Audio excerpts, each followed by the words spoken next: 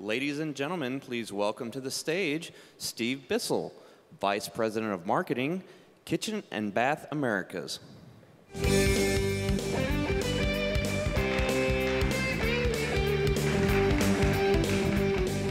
Thank you and good morning. So as a member of the Kohler marketing team, I'm really proud to say that we've been a sponsor for Greenbuild for over 10 years. During that 10 years, we've embarked on the same journey that you're committed to and passionate about, which is getting us on the path of more sustainable products and more sustainable processes. I'm here to tell you today that since we last met at last year's conference, Kohler Company has been able to reduce and improve its footprint by over 9%. In addition to that, we've introduced over 200 products that make consumers' lives more fuel efficient as well as more water efficient. But I want to tell you, I think we all know that the path to sustainability is a difficult and long journey. This journey requires both perseverance and passion. Today, our speaker exhibits this by the truckload. His story is one of definite passion and perseverance.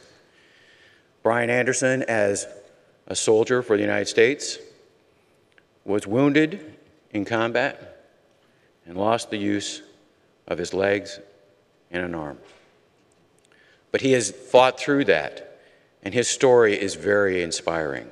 And I'm very pleased today that I'm able to bring Bryan out so he can share his journey with all of us and inspire us to keep on our journey, that difficult journey to sustainability. Thank you, and may I bring up and introduce Bryan Anderson.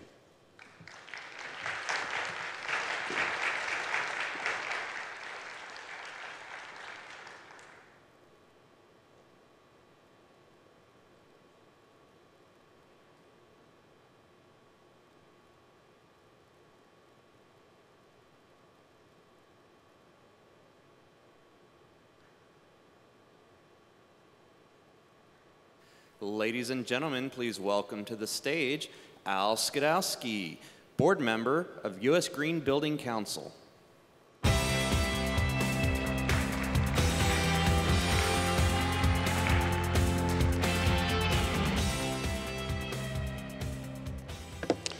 Good morning and welcome. This is, I think, my 9th Green Build. It's my last year on the board of directors. I'm currently the immediate past chair, and really had the opportunity the last couple of days to just kind of wind down, wind back, and sit back and really just enjoy Green Build and what it is. I kind of got lost in it over the last couple of years, so it's been just a whole lot of fun. My name's Al Skidowski. I'm, again, the immediate past chair for the USGBC Board of Directors, and I'm pleased to welcome you here to the Green Build Master Speaker Series session.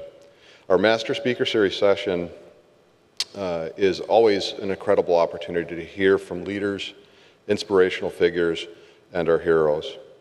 There are a lot of programs at Green Build that are important, but this session is something that this year is very special for that is very special for Green Build this year. Because our speaker today is not a green building expert, or a researcher, or an architect here to share ideas on how to make buildings better. He's here to share his incredible life story and a message of his courage, perseverance, and his hopes for the future of our local communities as veterans return home from war is something that we need here at the Green Build Conference. Because every story about green building is a story about people. A decorated soldier, Bryan Anderson's story is one that I know will inspire you. He enlisted in the Army in 2001 and served in Operation Iraqi Freedom. In 2005, he lost both of his legs and his left hand in an IED explosion. He has gone on to be an incredible speaker, an advocate, and champion for not only the community of veterans, but also for all of us to live with courage and joy. It's my honor to introduce Bryan Anderson, former sergeant in the U.S. Army and an ambassador for the Gary Sinise Foundation. Please give a round of applause for Bryan. Thank you.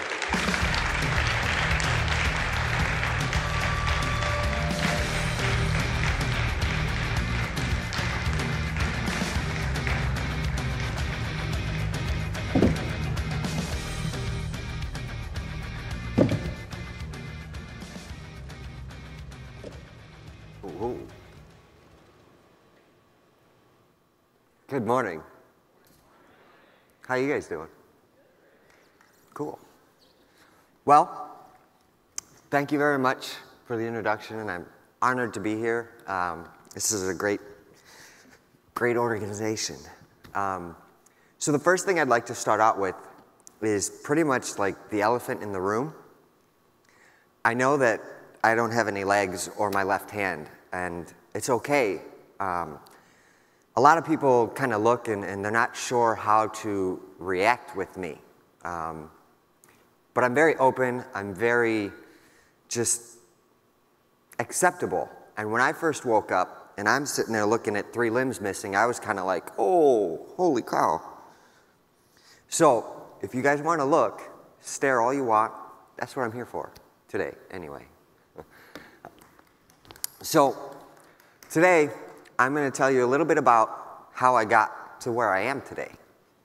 I'm 33 years old. I grew up in Chicago, Illinois with an identical twin brother. And growing up with an identical twin brother was kind of like having an automatic best friend implanted into your life. And I never worried about making friends or what anybody else thought. It was always about me and my brother. And we kind of did everything together. We had the same friends, the same interests, did the same activities. We were both athletes. Sorry, excuse me. And we played every sport you could possibly imagine up until high school. And then once we got into high school, we both wanted to try something a little bit more challenging, which at that time was gymnastics. It was really cool. Being in gymnastics was kind of like finally getting to compete against my brother. We'd always been on the same team, like in baseball or basketball or football. We'd always be playing, with each other, not against each other. And even though in high school gymnastics, you're technically still on the same team, there's individual winners and losers. So that's where our competitiveness came from. We'd be in practice and my brother would do something really cool and I'd be like, oh, that's cool, in front of his face. But as soon as he turned around, I'd be like, crap, what am I gonna do now? And that's how we kind of pushed each other to get better. After high school, we both got jobs at American Airlines at O'Hare in Chicago. And that was a great job. I liked that job. I had a lot of fun. After about a year and a half of that, my brother was like, hey, I need something different. My life has kind of gotten boring, and I don't know, it just doesn't lead me anywhere away from Chicago. So he put a transfer in for Dallas, Texas. And I didn't think he would actually get it, but of course I'm going to be the supportive brother and say, yeah. And then 2 weeks later, he comes up and he goes, hey, I got that transfer. And I'm like, oh, that's awesome. And then the next thing that I knew was that one constant that was there my whole life was now just gone. And I didn't know what to do, so I just put my head down and I continued doing what I was doing. And for another year and a half, now 3 years total, I was going to the same pool hall with the same friends every single day. And my life got routine and boring. And then that's when I figured out that I needed to change. I needed something that got me away from Chicago. I wanted an extraordinary life. At the time, I had a girlfriend. Her name was Lisa. And we were high school sweethearts. We kind of started tossing around the idea of joining the military. And we went to the different recruiters, Army, Marines, Navy, Air Force, figured out that the Army was the best fit for us, and gave it a shot. So we go to the recruiter's office, and he's asking, you know, what kind of things we like to do or that we would want to do as a job in the military. And me and my brother, we always used to play bang bang shoot 'em up with FBI taped on the back of our windbreaker jackets. So I'd always felt like I could be a cop, or I wanted to be a cop. So I asked the recruiter, I was like, hey, can I be an MP or something? And he's like, looked at our scores, our test scores, and he's like, yeah, you could do that. And I looked at Lisa, and she's like, you okay? And then it was like, okay, great, we got it set. And then we were about to leave, and I looked at the recruiter, and I'm like, hey, is there any possible way me and Lisa could go through this together, like go to the same basic training, same duty station? And he looks at me, and he goes, this isn't Burger King, man. You can't have it your way. It's the military. Like, you get what you get. Just kind of like, really? There's no possible way? And he kind of goes, well, short of being married, no. And then he gives me like this look, like, don't do anything stupid now. Yeah. So we left, got in the car, and I looked at Lisa, and I was kind of joking when I was like, so you want to get married? And she looks back at me and goes, yeah. What? Oh, okay. So then we drove down to the courthouse. I paid $10. They got married. Go back to the recruiter station. We're like, hey, and he's just like, oh, gosh. But we got what we wanted. We got our orders cut. Got to go to the same basic training, same duty station. Well, we were actually on the delayed entry program, so I had a few months to prepare ourselves for what we were about to do. I signed the dotted line on April 26th. I didn't leave for basic training until September. And that day, I woke up to my aunt screaming, running down the stairs, oh my God, Bryan, turn on the TV, turn on the TV. Just like, whoa, whoa, what? It was September 11th. That was the day that I got sent out to basic training. We all know what had happened. I woke up, turned on the TV, and I was just kind of like, holy crap. Well, so what does this mean? Like, obviously, there's no air travel, or I don't know.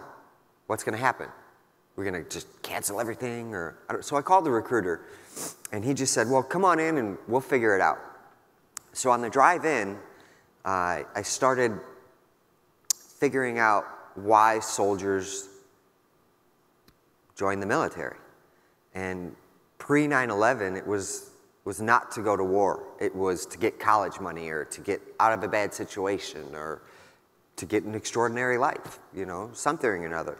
So I kind of imagined that a lot of the recruits were going to be like, oh, I made a mistake. I didn't want to go to war. I just did it for the college money. I got to figure a way to get out of this, which I didn't really want to see. I felt that that would be like cowardice and like, I don't know. And once we got to that MEP station, everybody was just huddled around the TV all day long. Nobody knew each other, so nobody was talking to each other. And when you go to that MEP station, that's like the station you go to before you go to basic training, and they have every branch there. So you don't know if these are the guys that you're going to be going to basic training with or not. It wasn't until 1 o'clock in the morning when we loaded up on some buses and started driving 7 hours to Fort Leavenworth, Missouri. Fort Leavenworth, Missouri. I always get Fort Leavenworth, Kansas, and Fort Leavenwood, Missouri mixed up. I've been to both of them. So anyway, that's where I kind of realized what was happening, and it was the exact opposite of what I'd expected to see. It was more or less like, you know what, it really sucks that our country just got attacked, but at least we get to be the ones to do something about it. We get to be that tip of the spear and the, you know, get a little bit of revenge. I'm not big on revenge, but a day after it happened, we kind of felt that way a little bit. By the time I went to Iraq, I didn't have that in me at all, but I don't know. I was proud to be there in that moment instead of the opposite. Oh, I forgot to tell you about Lisa. I skipped over that part. You guys aren't going to be happy. So, remember I told you we had a few months to prepare ourselves? Well, 2 weeks after we got married, we started butting heads and realized, we're like 19, 20 years old and we should not be married. So we tried to get it annulled, and they wouldn't let us do that. I don't remember what the reason was, but we couldn't. We had to get a divorce. Let me ask you if this makes any sense at all. It had to have been the easiest divorce in history. We didn't live together. We had no kids. We had no properties, nothing. We lived with our parents and that was it. We did it to go into the military together. $10 to get married. $900 to get divorced. Like a month later, it was like, really? Come on. Anyway, even though we got divorced though, we got our orders cut. So that didn't change. We still went to the same basic training, same duty station. And I'm not gonna get into basic training. Basic training is basic training. It was fun. I got to do a lot of cool things. It gives you a confidence about yourself. And it makes you realize that you are able. You can do whatever you put your mind to. That's what I kind of really learned. And then I learned that I was an individual and I was smart, actually. Before the military, I thought I was like an idiot. I didn't try in school much. I passed. It wasn't until I got into the military that I realized I actually had a brain. Like, oh, wow. So after basic training, we got sent to Fort Hood, Texas. And that's where we were stationed for the next 5 years. And we were police officers, basically. So when we were in the United States, I was a cop. Now, I thought that civilian police and military police is not the same, and I'm just kind of pretending to be a cop. Well, that's not the case. My first case was an attempted murder case. How many of you guys know the King of the Hill cartoon? Yeah. So you know how that goes, starts off, the beginning show, 4 dudes standing on the street corner drinking beer in Texas, right? It's kind of funny because that's how this was. It was 4 dudes standing on the street corner drinking beer in Texas. It was 5:30, 6 o'clock in the evening, and one of the guy's wives had come home and she was pulling up alongside the curb, and her husband was either pushed or fell in front of the car, and she ran him over twice. Oh, what was that? Puts it in reverse. Oh. So that was my reality check. That was my, oh crap, I'm not playing bang bang shoot 'em up anymore. This is real. The guy lived for 2 weeks before he passed away, but she ran over his head. It was like, anyway, so I was a cop. And then our first deployment wasn't even to Iraq. It was to Fort Leavenworth, Kansas. I was a maximum security prison guard for 3 months. And I'm not gonna get into that much, but that's where I really learned not to judge a book by its cover. I know your parents sit there and try to drill it into your head, and yeah, it kind of sticks, but you don't really fully understand it until you see it for yourself. And for me, there's a lot of reasons why somebody could end up in a place like that. Make a bad decision at the wrong time, and then you're just, it happens. It really does. So that's where I really learned that, took it to heart. We spent 3 months there, went back to Texas, and that's when they said, okay, you're going to Iraq. Okay. Excuse me. March 10th of 2003, we flew into Kuwait. And I remember seeing it on TV like, oh wow, this is just like a vast empty desert. Thinking, I wonder if that's like real life. Because when you're watching it on TV, you're just seeing a window. You're like, okay, what's over here? And what's over here? Or what's behind you? Well, we landed into Kuwait. The airport was behind us, but once you stepped off the tarmac, it was literally nothing as far as the eye can see. I never felt so alone and far away from home as I did in Kuwait. Now, when we were in Kuwait, we were in a holding area before we actually went into Iraq. And we got sent to this base for like 10 days, and we just kind of waited until we got in there. And when we were in Kuwait, especially in '03, there was no media, there was no contact back home. We had no idea what was going on. So soldiers started to get complacent, including myself, meaning like we felt that we shouldn't be there. Like, what are we doing here? Why are we here? Why don't we take care of our own country first? Or I don't know. And then all these rumors start flying around like, oh, Bush is doing this to retaliate for what his dad started, or we're here for weapons of mass destruction, or chemical weapons, or we're here for the oil, or whatever the case may be. There were 1,000 rumors going around, and we all felt like this is BS, we shouldn't be here. Well, then came time for us to actually go into Iraq. And we got about 2 miles away. I could see like this road wind up to like this 30-foot dirt berm. And it looked like it went all the way around Iraq. And as I'm rolling up, this fear of the unknown starts creeping up. Now, when I say this fear of the unknown, it wasn't that we were afraid to go to combat. We were trained for that. I was ready for that. It was the things that we didn't know about, meaning like, how hot is it going to get over there? Am I going to have enough food and water? Am I going to live in a building or a tent?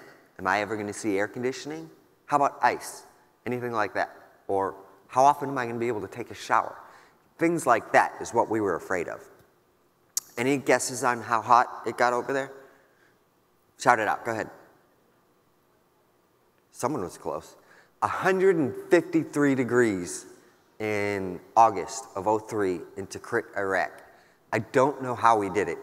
You just keep waking up the next day. You come off mission and you're drenched, like you just crawled out of a pool.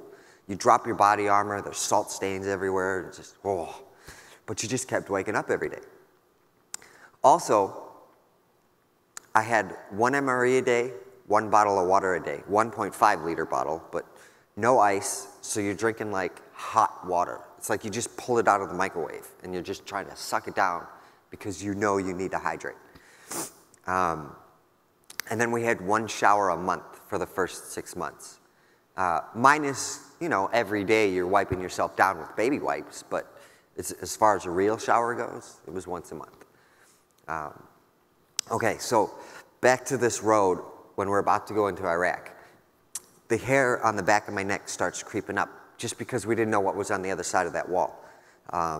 We didn't know if we'd have to start fighting right away or what to expect. But it changed everything, and it was the last thing that we'd ever expected to see.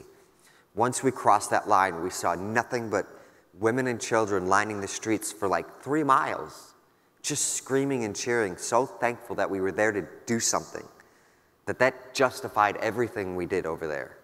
That was it. It was about the people. And that's how we justified everything we did. Off in the distance, you could see these little mud huts, and it was obviously where these people were living. And in this day and age, I don't care where you live or who you are or what you're doing, nobody should ever have to live the way that they were living. So I felt good about that. I really did.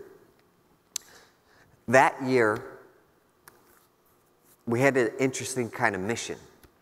I was part of this task force called Task Force Gauntlet. And we were made up of 411th MP Company, which was us, 3rd ACR, and 5th Group Special Forces. 3rd ACR was a tank battalion, so they'd always do outer perimeter security. And you guys remember the top 55 deck of cards? Some of you, maybe? 1, 2, cool. It was Saddam Hussein was the ace of spades, and it went down from there. And it was their actual chain of command. So our job was to go in, kick those doors down, and take those people out of their houses. That first year, I didn't really stay anywhere more than 2 weeks. We were everywhere in Iraq. That year, we lost 2 soldiers, 1 to an RPG and 1 to a suicide.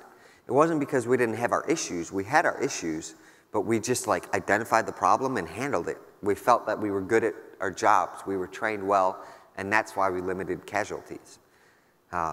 Near the end of that first year is when these IEDs started coming out. Improvised Explosive Device. And it started off as like a little Pepsi can with a wire sticking out.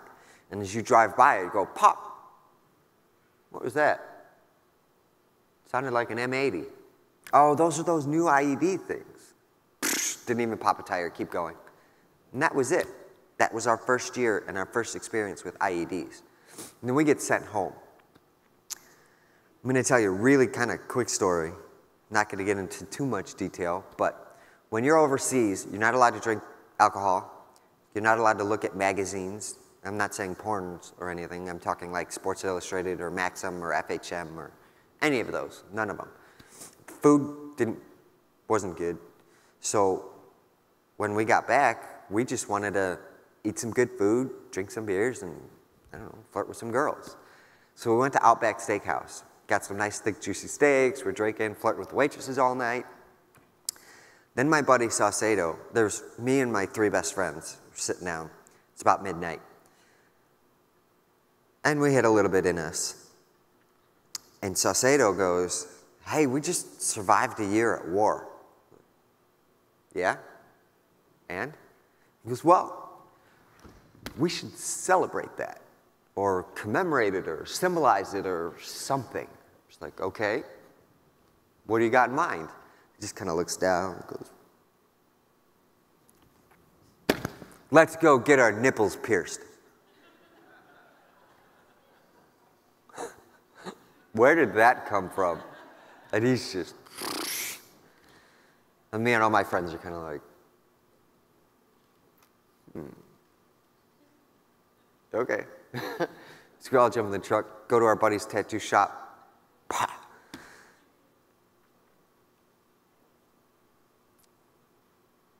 I normally go into this story, but I don't really kind of feel like it right now. You do the first one, you hear all these horror stories. But the first one wasn't as bad because your adrenaline goes to it. But then they do the second one, and there's no adrenaline left in your body, and it's just pure pain. It was just like, it literally felt like getting a piece of steel shoved through my nipple. I would honestly rather get blown up again than go through that experience again. No more. And I don't have them anymore. I'm good. Sorry. Filling myself up on stage. Anyway, that was our first day back from Iraq. It was interesting. We were home for a total of 8 months, but after 4 months, they said, okay, you're going back to Iraq. We're just like, oh crap, okay. And then on January of 2005, we flew directly into Baghdad, met up with the unit that's going to take us to the base for the next year. We're like, hey, what's it like? And they're like, oh, it's hairy, man, it's hairy. Just, these IEDs are insane. And you're just like, what, really? And we're automatically reverting back to this Pepsi can with the wire sticking out. Excuse me, with the wire sticking out of it. And it's just like, what are you guys talking about? All right, whatever. We jump in the trucks and we start driving to the base. And we actually got hit with an IED. It didn't actually hit any of the trucks. It hit in between the trucks. But all of a sudden, I'm sitting in the back seat and this explosion goes off. And it like, this concussion riddles through your body. And you're just like, holy crap, what was that? And they look back and go, that's an IED. And you're just like, shit. We get back to the base. We jump out, look at each other, me and my friends anyway. I'm just like, man, that's intense. Well, you know what? It can't be like that every day. We're bound to have our issues. Maybe that was just one of those days we had our issues.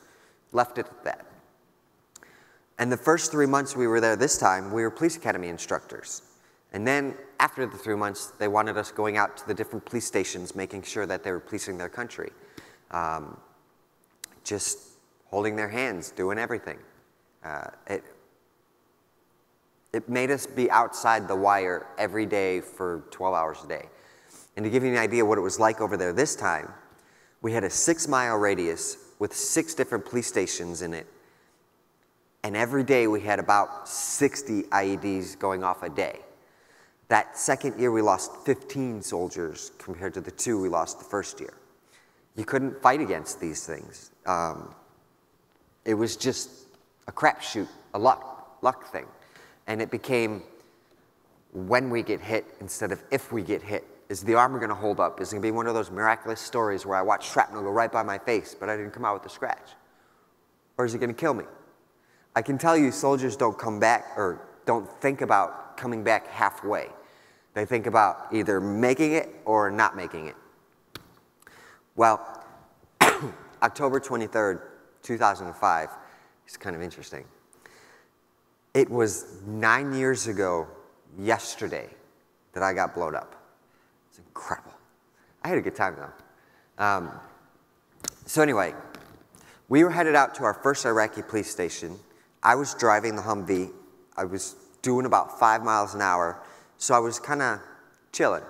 I was slouched in my seat. I had my left leg curled up underneath my right leg, and my right leg was down driving. Both my hands on the bottom of the steering wheel. And how we cope with everything is we make fun of it and laugh at it. Even if it's the most wrong thing to make fun of, we did. Kenny's sitting next to me. Brad is in the gun.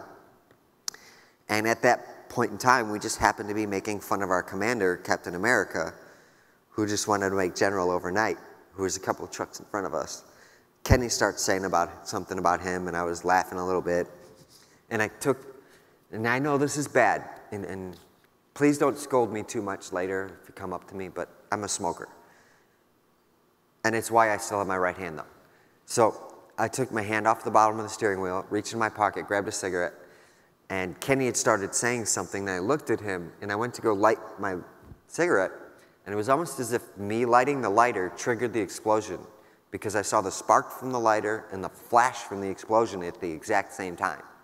The next thing that I saw was smoke, fire, and a shower of sparks coming through my door. And then it was just pitch black. And my first reaction was, oh my God, we got hit, are you guys okay, you guys okay?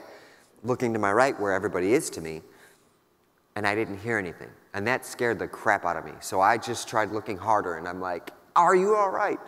And I started seeing green, and I went, wait a second, why am I seeing green? And as I did that, I relaxed all my muscles, and my head fell backwards, and I went, whoa, why did my head fall backwards? Well, what had happened was, when the explosion went off, it cut my legs and my hand off instantly. My legs were laying in the floorboard, my hand was in the passenger seat, and it spun me sideways to where I was laying in my seat. And when I went to look to my right, I was looking at the back of my seat, which was green. So I realized I was on my back. Oh, and the reason that I didn't hear anything, they weren't dead. Kenny says my hand hit him in the face, and that told him to get out. He had some shrapnel in his wrist and in his hip, and he jumped out of the truck before it even stopped moving.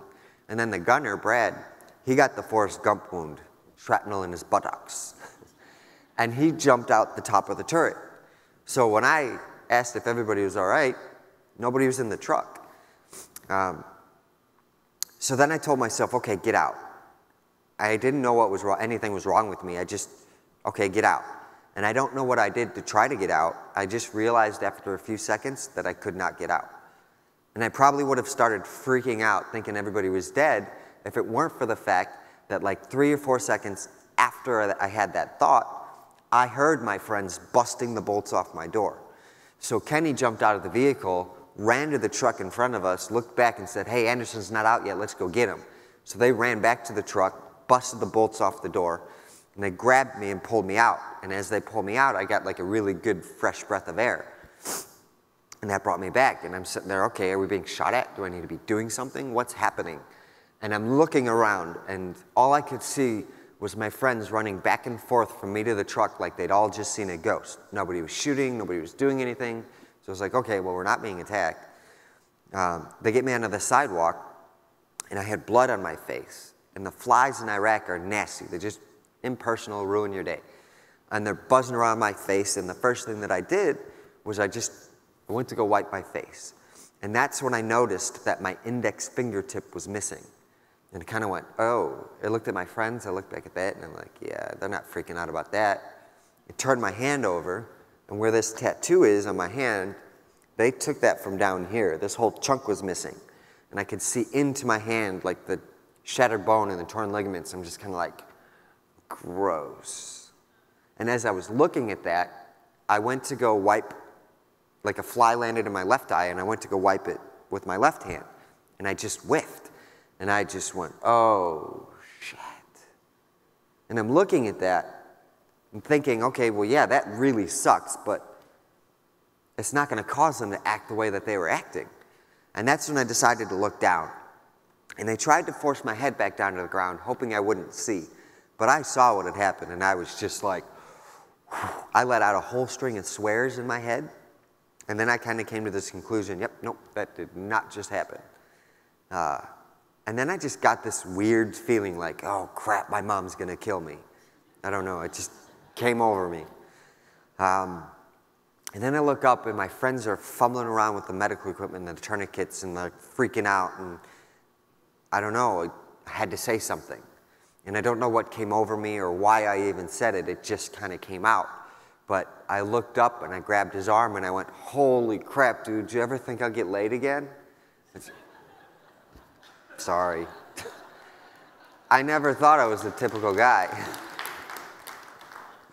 Guess your true colors show when it comes down to it. But anyway, he started laughing, and it kind of like put him back on track. And he came up to me 2 months after the fact, and he goes, hey, do you remember what you said? And I'm like, well, what do you think I said? And he tells me, yeah. And he goes, well, thank you. I'm like, what? He goes, thank you. I'm like, no. I thank you, you don't thank me. You saved my life. And he goes, well, no. It made me realize that you were still there, and it wasn't just a lifeless body, and it like really put him right back on track. And the doctors say that he put the tourniquets on better than medics even do, which is why they never had to take any more of my legs. So we lied there for 12 minutes, waiting for the helicopter to land, just kind of talking, BSing. The concussion of that blast had collapsed my right lung, and it was really hard to breathe, and it hurt to breathe. But while I was lying there, at no time did I ever feel like I was going to die. And I feel that if you're in that situation, you are going to die, that you just might have some sort of inkling, or I don't know. I never felt that at all. But at the same time, I was a combat lifesaver, so I knew a little bit about saving somebody's life. And I know how important breathing is. So I told myself, you know what? Even though it hurts to breathe and it's hard to breathe, just make those muscles, go through those motions, and stay awake, talk to these guys, and you'll be okay. So that's what I did. I just... And then I stayed awake and talked to those guys. And I remember bouncing on the stretcher, getting in the helicopter. I looked at the medic, and I'm like, yo, man, I need some air. I need some air. He goes, all right, let me lock you in. I heard the locks click in, and that's where I felt comfortable enough to kind of just relax. And that's where I passed out. And I was very aware of everything that had happened. And I had expected to wake up in the Baghdad ER to some doctor poking and prodding me like, hey, can you feel this? Does this hurt? I don't know, something or another. But I didn't. And it literally felt like 3 seconds from the time I closed my eyes to the time I opened them again. And when I opened them again, my mom's face was there. And I'm like, Mom, whoa, what are you doing here? She goes, no, no, it's okay, you had an accident. I was like, I know I had an accident. What the heck are you doing here? And I'm thinking, what idiot brought my mom to Iraq? Like, not cool. It doesn't fly with me.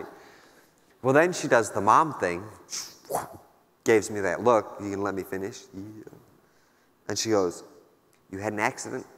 It's 7 days later, and you're at Walter Reed in Washington, D.C. And I was like, whoa. I mean, that blew my mind. I'm like, I'm back in the United States already? She's like, yeah. I don't have to fly back 17 hours all jacked up? Fantastic. You know. Well, not only was my mom there, but my twin brother, my sister, my dad, my grandparents, my aunts, my uncles, my whole family was there. And what that did for me was me looking at myself as a triple amputee like, well, crap, now what? Like, what am I possibly going to be able to do?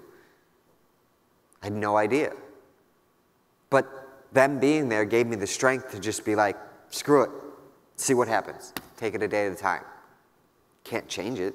There's absolutely nothing you can do to change what happened. Roll over and die, or just exist, or do something with it.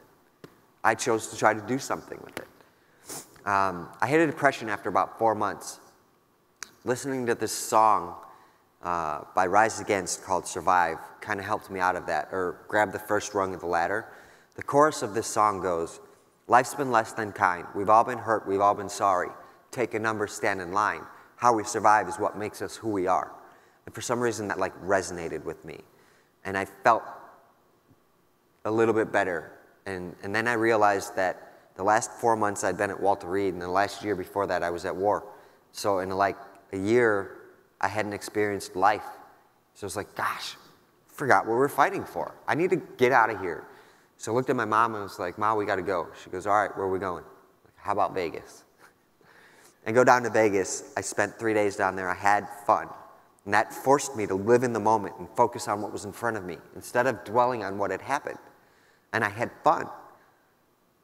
So I told myself, be depressed, have fun. Makes sense. So let me just go out and have fun and see what I can do. Why not? Screw everybody else. I'm doing this for me right now. So that's what I did. I put my head down, tried figuring out what it was I can and can't do anymore.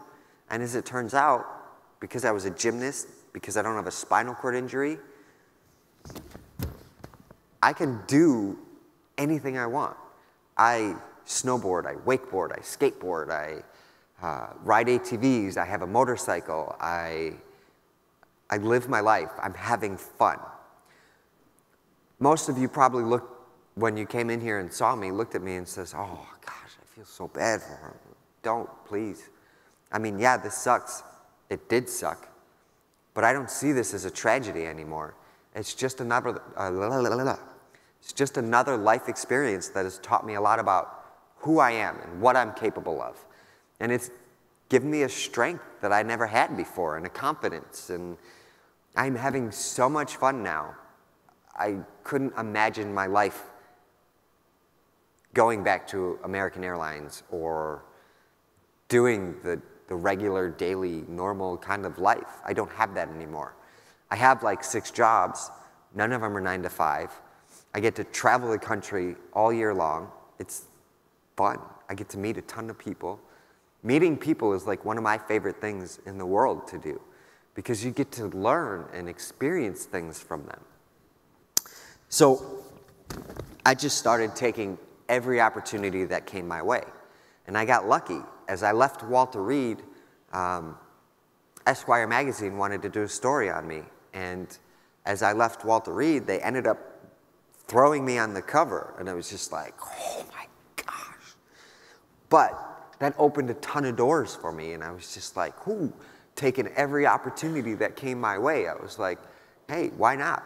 You know, if I don't like something, jump ship and do something else.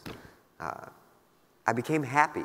And I have a love for life. I love my life. It's incredible.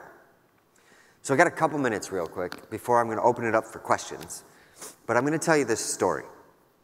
When I was at Walter Reed, I didn't go out much. I just focused on my rehab so I could go home and start my life again. But there was one weekend where I did want to go out. And me and my buddy, who was also missing both of his legs above the knees, we worked out together all the time. And we went up to the group of guys that always goes out and says, hey, can we go out with you tonight? And they were like, oh, absolutely. Just meet us downstairs at 6:30. And we're like, yeah, okay. And I don't know if it's because we only had like 3 limbs between the 2 of us. It took us a little longer to get ready, and we were 20 minutes late. And we go downstairs, and they left us. Like, seriously?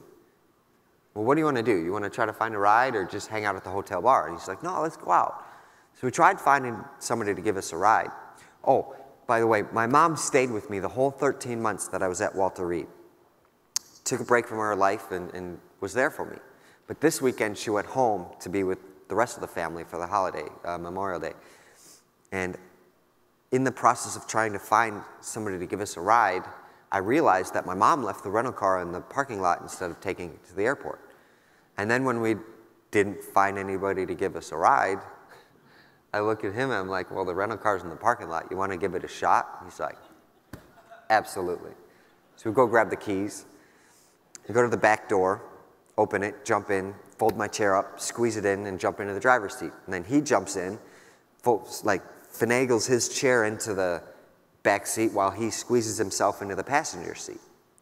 Now, before I go any further, the mental state of a wounded soldier within the first year, crazy.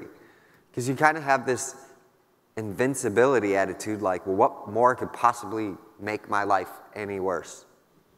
Nothing. So we were very adventurous. So then I go to start the car, and I'm like, all right, you ready? And he goes, yeah. And he jumps down by the pedals. I'm like, okay. I guess the best way to go is just go for it and see what happens, right? It's like, yeah. Hand on the brake. It's like, okay. Put it in reverse. All right, we're good. Give it a little bit more. All right, slow down. Stop, dude. Stop. And he's like, ooh. Maybe we should come up with some key words here. So stop just meant throw your whole body weight onto the brake pedal. And then, communication's the key. So we're driving, I'm like, stop sign, 200 yards, one car in front of us, slow down, harder, stop. It was by no means a smooth ride.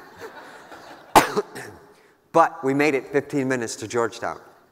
And we get to the bar, and all those people that left us are there, and they're like, hey, you made it. We're like, hey, assholes.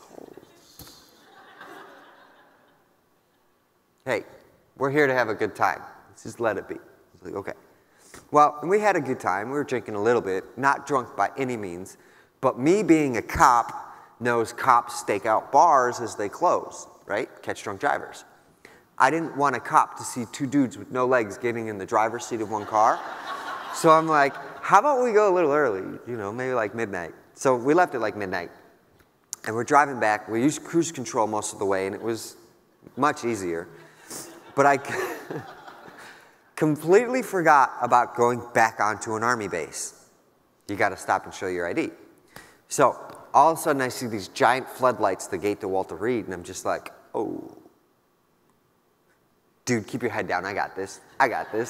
So I just pull out my ID, and I'm just kind of like, stop. And they didn't really look at me either. They just said, oh, please pull forward for a random inspection, sir.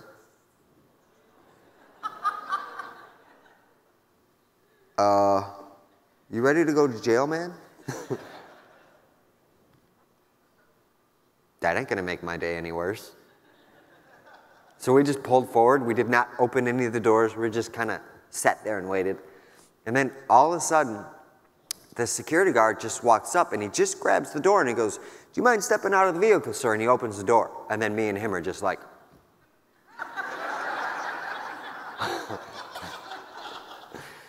and this guy didn't say anything. He just like, huh? It was very uncomfortable. He didn't say anything for literally like a minute or two. And it was just kind of like, so. And then all of a sudden, he just kind of like,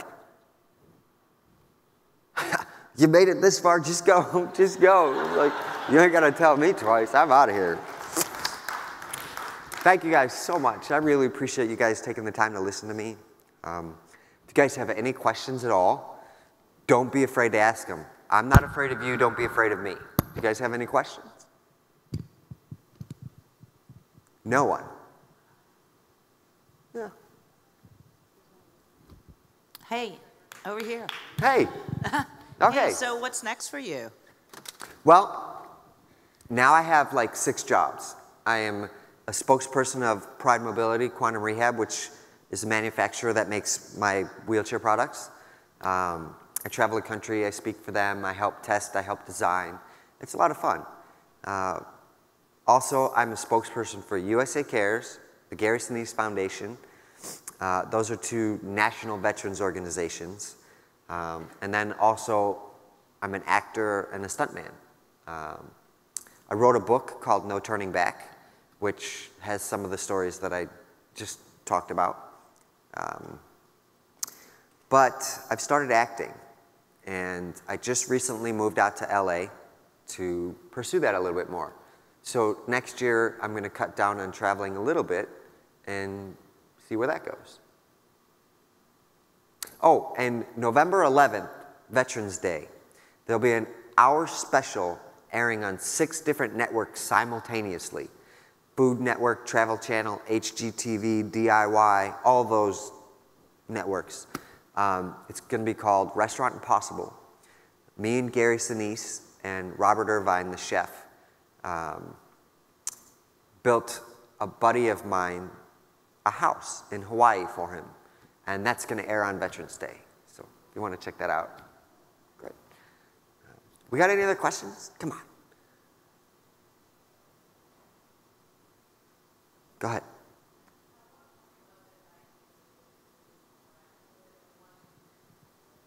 All I got, at what point was it? Thank you, Barb.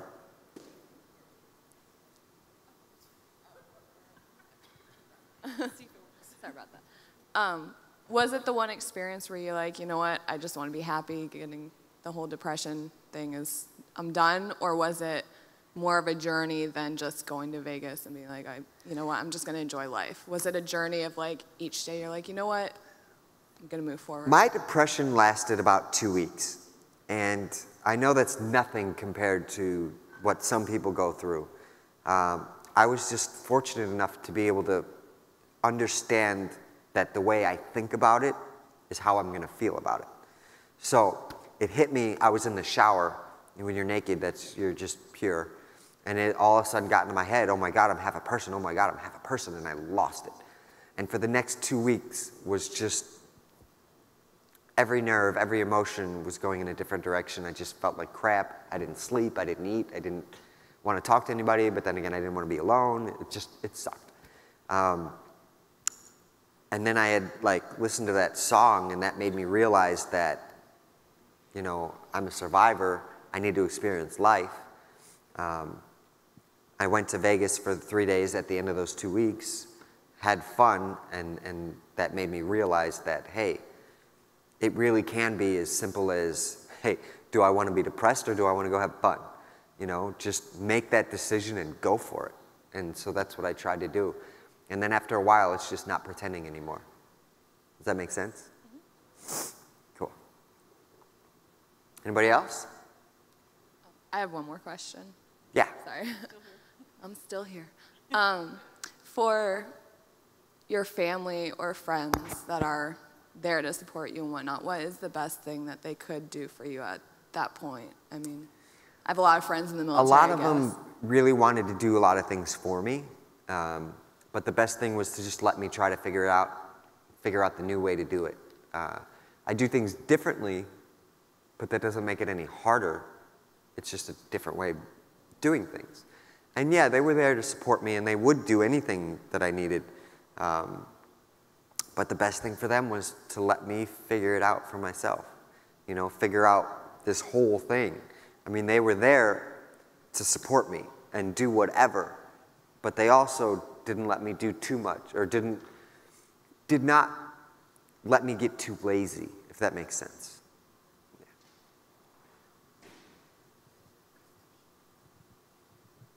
What means to you accessibility? For example, there is no ramp in the podium, and you have to jump in.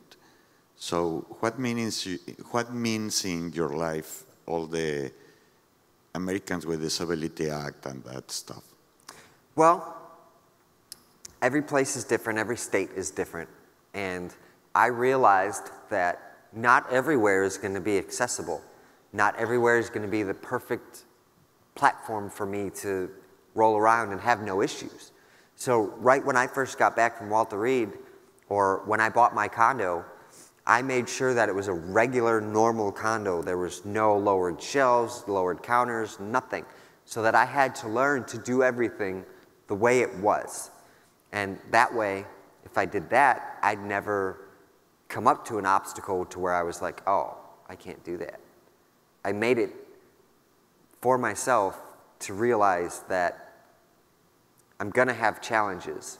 I could, you know, make a big deal out of it, or just kind of put my head down and just deal with the problem.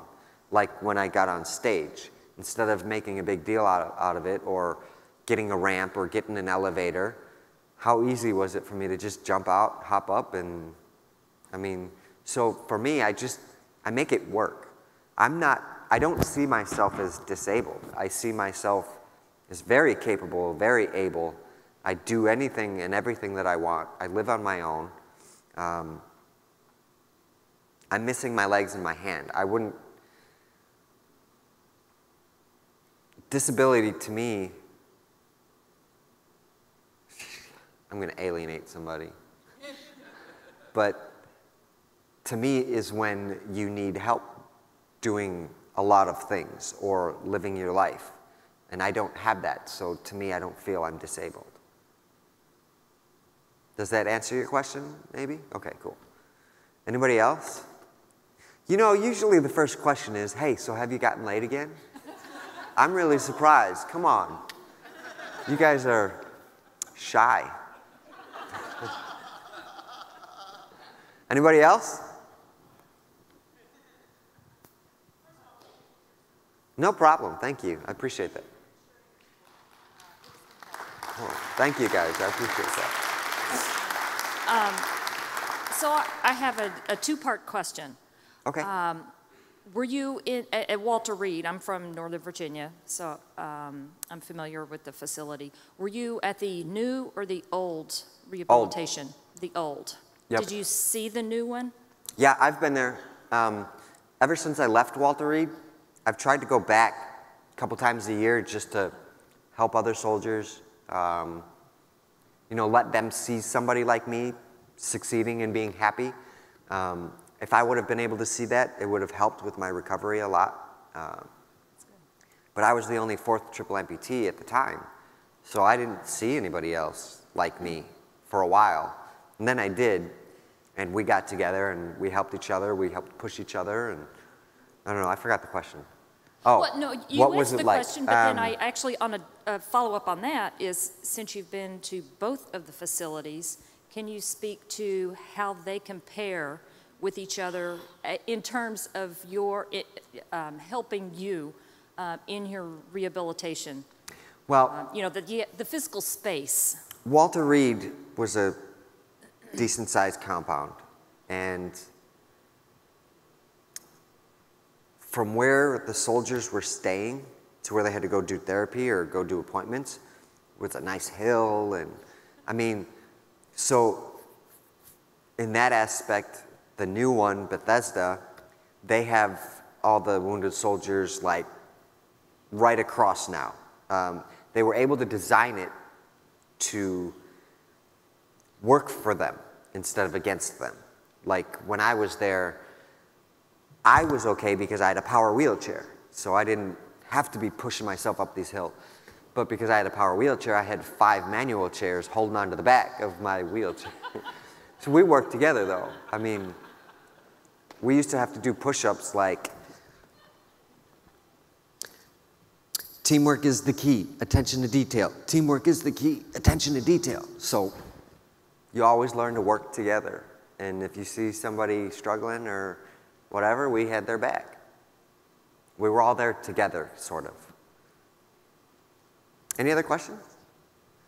Come on. Over there? Ha! Finally. Yes, I have. Oh, thank you. Thank you. I love when the girls ask, though, because then I'm like, well, hey, if I say no, you're going to help me out. Anybody else? Yeah, you started off talking about how close you were with your twin brother, and Yes. I was interested in how your relationship has changed and grown with your twin brother. Excuse me, sorry. My twin, he went to Texas. I joined the military. And then my brother kind of wanted to because I did. And then when I was in Iraq, my first year, my brother joined. And I made him go to Fort Hood. I was like, you can walk in there and be like, I'm not going anywhere unless I get Fort Hood, Texas. And that's what he did, and they gave it to him. And so when I came back from Iraq the first year, my brother was there at Fort Hood with me. We hung out for a little while, and then I went back my second year. And then when I came back from my second year, my brother was getting in a little trouble, so he ended up getting out. and went back to Chicago. And then after I got blown up, met me at Walter Reed, stayed for about a month or two, and then went back home because he had to take care of our 11-year younger sister while my mom and my dad were with me at Walter Reed. My mom and my dad were both with me for the first 4 months. Then my dad had to go back to work, but my mom stayed with me the rest of the whole 13 months or whatever it was. But my brother seemed, in my opinion, to take this the hardest out of the whole family. Because we were twins, because he always felt that he was the bad child and I was the good child, that it sort of happened to him, not me, and he felt really, I mean, he took it hard. He's doing a lot better now, and you know, we get along, we're close. But he's back in Chicago now, he's doing heating and air conditioning. And I think we got one more question, time for one more? Anybody? We have one. Somebody's pointing over there. Should I go? Okay. Hey, I wanted to ask you what gives you the most hope as you look forward to the future? You know, it's probably the things you wouldn't expect. Like, what inspires me, it's not celebrities, it's not, I mean, I love Superman, but it's not superheroes. It's your real everyday hero, like, say, a single mom, or, you know, somebody that's just going through some crap, but keeping their head high and taking care of it. Things like that, that resonates with me. I hope that answers your question. Thank you guys so much. I will be doing a book signing at the bookstore in like 20 minutes or so. Thank you guys so much.